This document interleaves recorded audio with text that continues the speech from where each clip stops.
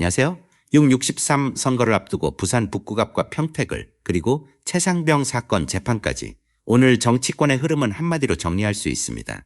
겉으로는 개소식이고 말로는 통합이고 판결문에는 책임이 적혀 있지만 정작 국민이 보고 있는 것은 따로 있습니다. 누가 지역을 보고 있는가, 누가 자기 정치에 매달리고 있는가, 그리고 누가 책임을 끝까지 회피하고 있는가. 먼저 부산 북구갑부터 보겠습니다. 오늘 부산 북구갑에서는 더불어민주당 하정우 후보, 국민의힘 박민식 후보, 그리고 무소속 한동훈 후보가 같은 날 선거사무소 개소식을 열었습니다. 그 자체만으로도 이 지역이 얼마나 치열한 격전지가 됐는지 보여주는 장면이었습니다.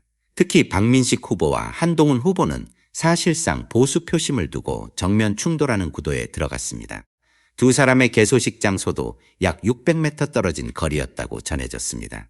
멀리 보면 같은 진영의 표를 나눠 갖는 싸움이고 가까이 보면 서로의 존재 자체가 부담인 상황입니다. 박민식 후보 측 개소식에는 국민의힘 지도부와 주요 인사들이 대거 참석했습니다. 장동혁 대표를 비롯해 박형준 부산시장 후보, 나경원 의원 등 보수 진영 인사들이 총출동하며 세과시에 나섰습니다. 메시지는 분명했습니다. 보수 표심을 다시 결집시키자. 무소속 한동훈 후보에게 표가 흩어져서는 안 된다. 이런 분위기가 강하게 깔려 있었습니다. 반면 한동훈 후보의 개소식은 조금 다른 방식으로 진행됐습니다. 친한계 의원들의 대규모 등장보다는 지역 주민 한 명 한 명을 소개하는 방식으로 현장 분위기를 만들었습니다. 행사에는 한 후보의 배우자와 조갑재 대표, 김종혁 전 최고위원 등이 참석한 것으로 알려졌습니다. 한 후보는 이재명 대통령 관련 공소 취소 문제를 거론하며 강한 대여 공세를 이어갔습니다. 하지만 정치적으로 더 주목되는 부분은 따로 있습니다. 한동훈 후보가 국민의힘을 떠나 무소속으로 나선 순간부터 부산 북구갑 보수 진영은 이미 하나의 팀이 아니라 둘로 갈라진 구도가 됐다는 점입니다. 선거는 결국 더하는 싸움입니다. 내 편을 넓히고 중도층을 설득하고 지역민에게 안정감을 줘야 합니다. 그런데 지금 보수 진영은 한쪽은 당의 이름을 걸고 다른 한쪽은 개인 브랜드를 걸고 서로를 의식하고 있습니다. 겉으로는 각자 승리를 말하지만 실제로는 서로의 표를 깎아먹는 구조가 만들어지고 있는 것입니다. 이 틈을 파고드는 쪽은 민주당 하정우 후보입니다. 하정우 후보의 개소식에서 가장 상징적인 장면은 전재수 부산시장 후보와의 만남이었습니다. 전재수 후보는 부산시장 선거 출마를 위해 의원직을 내려놓았고 그 자리를 이어받는 보궐선거가 바로 부산 북구갑입니다. 그런 만큼 하정우 후보에게 전재수 후보의 존재는 단순한 지원 유세 이상의 의미를 갖습니다. 오늘 하정우 후보 개소식에서는 전재수 후보가 하 후보에게 북구의 미래를 이어가라는 의미로 배턴을 건네는 세리머니도 진행됐습니다. 이 장면은 선거 전략적으로 매우 선명했습니다. 전재수가 해온 지역 기반을 하정우가 이어받는다. 민주당의 북구갑 흐름은 끊기지 않는다. 이 메시지를 한 장면으로 보여준 것입니다. 하정우 후보 역시 전재수 후보의 선거사무소 개소식에 참석하며 든든한 재수 형님이라는 표현으로 정치적 연대를 강조했습니다. 전재수 후보가 현장에서 하 후보를 끌어안고 응원하는 모습은 지역 기반 선거에서 중요한 장면이었습니다. 부산 북구갑은 단순히 중앙정치 구호만으로 이길 수 있는 곳이 아닙니다. 누가 지역을 오래 봐왔는지, 누가 주민들과 연결돼 있는지, 누가 앞으로의 북구를 책임질 수 있는지가 핵심입니다. 그런 점에서 민주당의 오늘 전략도 눈에 띕니다. 정청래 대표를 비롯한 중앙당 지도부는 하정우 후보 개소식에 대거 참석하지 않았습니다. 앞서 김부겸 후보나 김경수 후보의 개소식에는 민주당 의원들이 다수 참석했던 것과 비교하면 이번 부산 북구갑 개소식은 참석 규모가 상당히 절제된 모습이었습니다. 이것은 단순한 불참이 아니라 전략으로 보입니다. 부산과 영남 지역에서는 중앙당 지도부가 대거 내려와 세를 과시하는 장면이 오히려 지역 보수층을 결집시키는 역효과를 낼 수 있습니다. 민주당도 이 점을 의식한 것으로 보입니다. 노승래 사무총장도 격전지에서는 후보를 전면에 세우겠다는 취지의 설명을 했습니다. 즉 지도부가 주인공이 되는 선거가 아니라 후보가 돋보이는 선거를 하겠다는 것입니다. 이 전략은 꽤 현실적입니다. 부산에서 민주당이 이기려면 중앙 정치의 큰 구호보다 지역 후보의 얼굴이 더 중요합니다. 전재수 후보와 하정우 후보가 손을 잡고 북구 곳곳을 다니는 그림이야말로 민주당 입장에서는 가장 효율적인 방식일 수 있습니다. 반대로 국민의힘 쪽은 장동혁 대표가 여러 후보 개소식을 돌며 지원에 나섰지만 보수 진영 내부의 균열은 감추기 어려워 보입니다. 박민식 후보와 한동훈 후보가 동시에 개소식을 열고 각각의 존재감을 키울수록 부산 북구갑 선거는 더 복잡한 3파전으로 흘러가고 있습니다. 다음은 평택을 보궐선거입니다. 이곳에서는 민주당 김용남 후보와 조국혁신당 조국 후보 사이의 경쟁이 점점 더 거칠어지고 있습니다. 처음에는 민주진보 진영의 확장 경쟁처럼 보였지만 지금은 누가 민주당 지지층을 더 많이 흡수하느냐를 두고 내부 경쟁 양상으로 번지는 모습입니다. 뉴스 하이킥에서 언급된 여론 흐름에 따르면 민주당을 지지한다고 밝힌 응답자 가운데 김용남 후보를 지지한 비율은 45, 조국 후보를 지지한 비율은 39로 전해졌습니다. 진행자가 이 부분을 두고 김용남 후보에게 듣기 좋은 이야기 아니냐고 묻자 김 후보는 오히려 현실적인 답을 했습니다. 제가 민주당 후보인데 민주당 지지층으로부터 적어도 80는 받아야 한다. 그건 듣기 좋은 얘기가 아니다. 이 말은 현재 민주당의 고민을 정확히 보여줍니다. 김용남 후보는 민주당이 전략 공천한 후보입니다. 이재명 대통령이 대선 후보 시절 영입했던 인물이기도 합니다. 그런데 민주당 지지층 내부에서 조국 후보가 상당한 지지를 가져가고 있다면 민주당 입장에서는 매우 민감한 문제가 될 수밖에 없습니다. 이 문제에 대해 민주당 지도부도 점점 공식적으로 반응하기 시작했습니다. 이현주 수석 최고위원은 민주당 소속 당원으로서 우리 당 후보가 아닌 후보를 지지하거나 우리 당 후보를 공개적으로 비방하는 행위는 해당 행위라고 언급했습니다.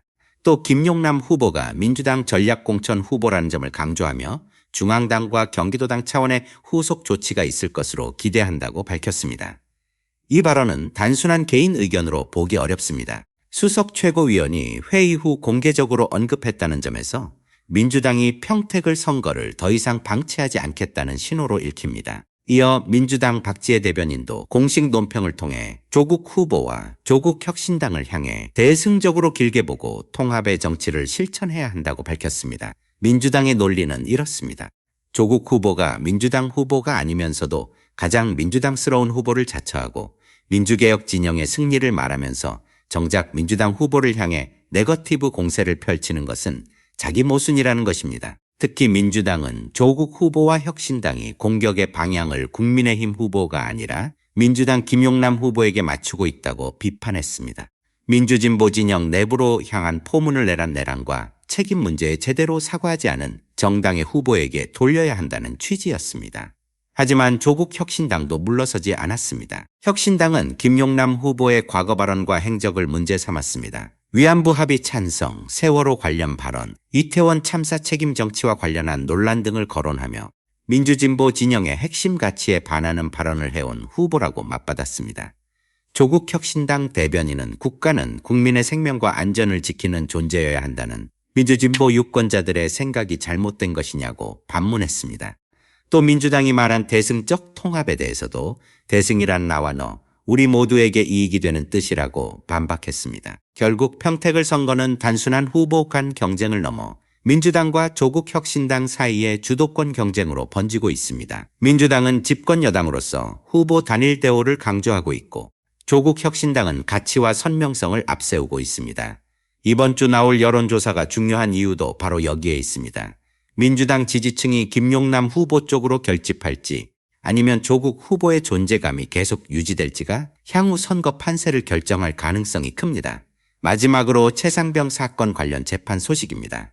해병대원 사망사건 책임자로 구속 기소된 임성근 전 해병대 1사단장에게 법원이 징역 3년의 실형을 선고했습니다. 재판부는 임 전 사단장의 책임이 가장 무겁다고 판단했습니다. 하지만 선고 형량은 징역 3년이었습니다. 이 판결을 두고 여러 비판이 나오고 있습니다. 재판부가 책임의 무게를 인정하면서도 실제 형량이 국민 정서에 비해 너무 낮은 것 아니냐는 지적입니다. 재판부는 임 전 사단장을 강하게 질책하기도 했습니다. 특히 피해자 측에 보낸 메시지와 재판 과정에서의 태도를 두고 오랜 기간 재판을 해왔지만 이런 경우는 본 적이 없다는 취지로 꾸짖은 것으로 전해졌습니다. 그만큼 재판부도 임 전 사단장의 책임 회피 태도를 매우 부정적으로 본 것입니다. 그런데도 국민이 느끼는 분노는 쉽게 가라앉지 않고 있습니다. 한 젊은 해병대원이 목숨을 잃었습니다.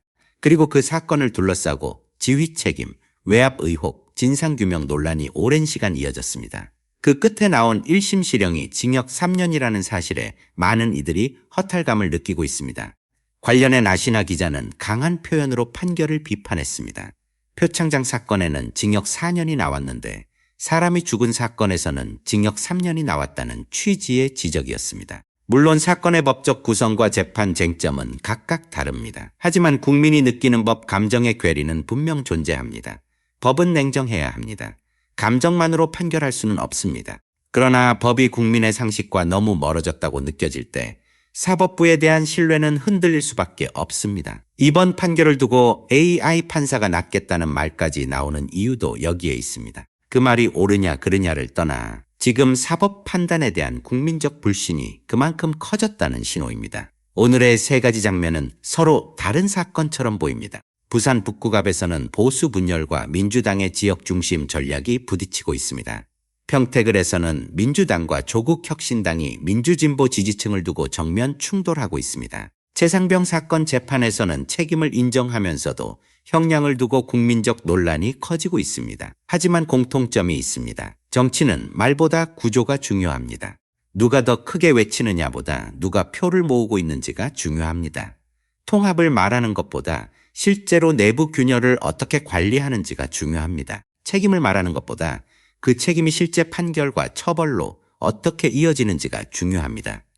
부산 북구갑에서 보수 후보들이 서로 경쟁할수록 하정우 후보에게는 기회가 열릴 수 있습니다. 평택을에서 민주진보 진영 내부 경쟁이 과열될수록 민주당과 조국혁신당 모두에게 부담이 커질 수 있습니다. 그리고 최상병 사건 판결을 둘러싼 논란은 앞으로도 사법정의와 책임 정치의 문제로 계속 이어질 가능성이 큽니다. 선거는 결국 유권자가 판단합니다. 누가 지역을 위해 뛰는 사람인지, 누가 자기 정치에 갇힌 사람인지, 누가 책임 앞에서 끝까지 당당한 사람인지 국민은 이미 보고 있습니다. 여러분은 어떻게 보십니까? 부산 북구갑의 3파전, 평택을의 민주당과 조국혁신당 충돌, 그리고 임성근 전 사단장 징역 3년 판결. 이 세 가지 장면 중에서 가장 중요한 정치적 신호는 무엇이라고 생각하십니까? 댓글로 여러분의 의견을 남겨주십시오.